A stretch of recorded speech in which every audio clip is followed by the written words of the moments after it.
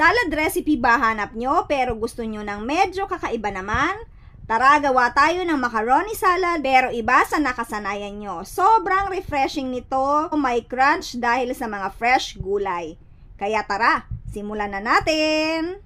Magpakulo ng tubig at lutuin muna natin ang macaroni pasta.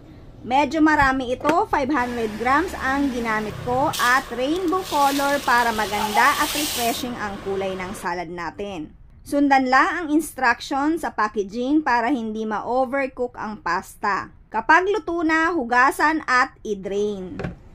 Sa isang malaking mixing bowl, paghaluin ang macaroni pasta, isang lata ng whole corn kernels, carrots na hiniwa ng maliliit. Kung gusto nyo ng may crunch sa salad nyo, wag nyo nang pakuluan ang carrots. Mas gusto ko ang fresh, dagdag crunch sa salad. 2 pipino na hiniwa din ng maliliit na pa-cubes. Wala po itong buto para hindi magtubig. Haluin muna natin ng mabuti at isunod na ang mayonnaise. 2 1/2 cup ang nagamit ko dito.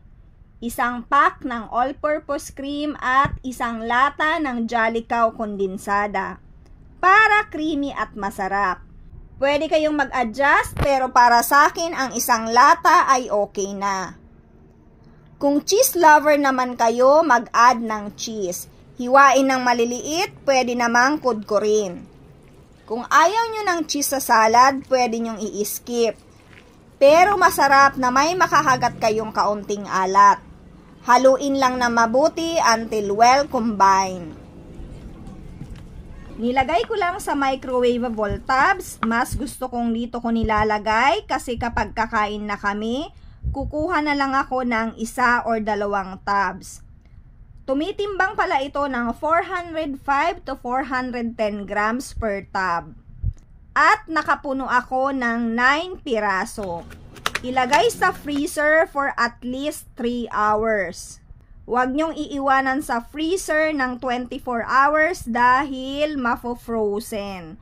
Hindi na masarap kapag frozen na. Mas masarap ito na malamig at creamy.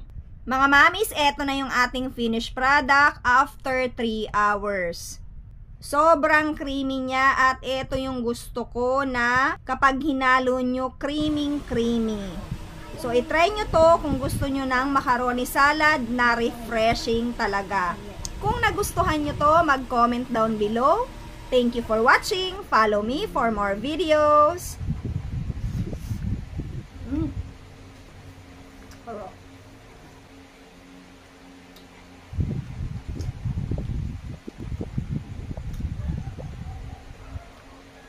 Sarap. Refreshing siya pa.